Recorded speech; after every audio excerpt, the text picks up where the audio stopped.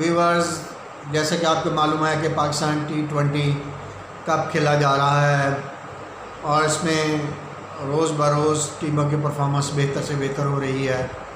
और ताज़ा तरीन रिपोर्टिंग ये है कि जो टीम फील्डिंग बेहतर करेगी उन्हें बाकायदा पॉइंट्स दिए जाएंगे और रिवार्ड से नवाजा जाएगा, ताकि प्लेयर्स अच्छी फील्डिंग परफॉर्मेंस दें, क्योंकि पाकिस्तान की तरफ से फील्डिंग में काफ़ी कोताही बरती जाती रही है और पाकिस्तान की जीते हुए मैच अपनी नाकस फील्डिंग की बदौलत हार गया था।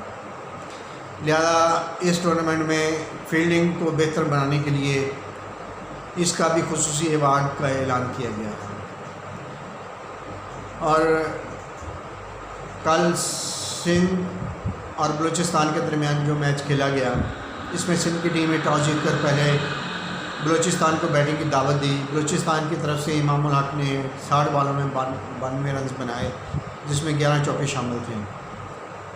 अच्छी बैटिंग थी, मगर विकेट और टूर्नामेंट को सामने रखते हुए ये इससे भी ज़्यादा तेज़ बरक रफ्तारी से स्कोर बना सकते थे, क्योंकि उनके 3 सिर्फ खिलाड़ी आउट हुए थे और कोशिश करते तो 200 के करीब रन्स पहुंचा देते। मगर बलूचिस्तान ने अपना 172 रन का जो ज़हन में टारगेट रखा था, 170-80 रन का, वही अचीव किया। अपनी स्ट्रेटजी प्लानिंग को रिवाइज़ नहीं किया।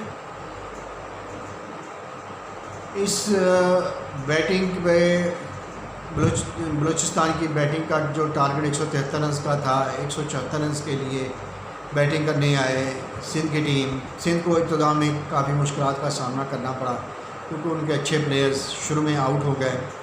मगर कल सरफराज ने, जो कि टीम के कप्तान भी हैं और पाकिस्तान के तीनों फॉर्मेट के कप्तान रहे हैं, कल काफ़ी अरसे के बाद उन्होंने अपनी अच्छी बैटिंग का मुजाहरा किया और उनकी इस बैटिंग की परफॉर्मेंस की वजह से सिंध की टीम ये मैच 4 विकेटों से जीतने में कामयाब हो गई और सिंध ने ये स्कोर 19 ओवर और 1 बाद में मुकम्मल कर लिया।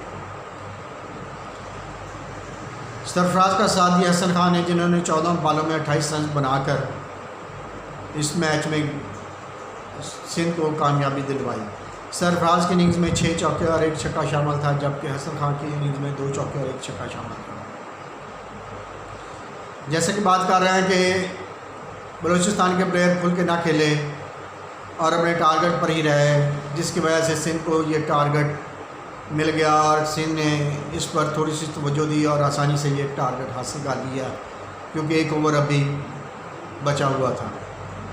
तो आइंदा टीमों को ये देखना पड़ेगा कि ज़रूरी नहीं है कि जो ज़हन में टारगेट हो उसी पे बैटिंग की जाए। खुलकर खेलें, खुलकर वक्त और ओवर्स का भरपूर फ़ायदा उठाएं, क्योंकि 3 विकेटें डाउन थी, बाकी 7 विकेटों का क्या फ़ायदा हुआ जब टीम ही हार गई। इसलिए इनफरादी परफॉर्मेंस नहीं, टीम की परफॉर्मेंस पे जाना चाहिए। और T20 है ही ये गेम कि ज़्यादा स्कोर बनाया जाए, ताकि ज़्यादा से ज़्यादा मौके मिलें आपको उसका दिफा करने के लिए।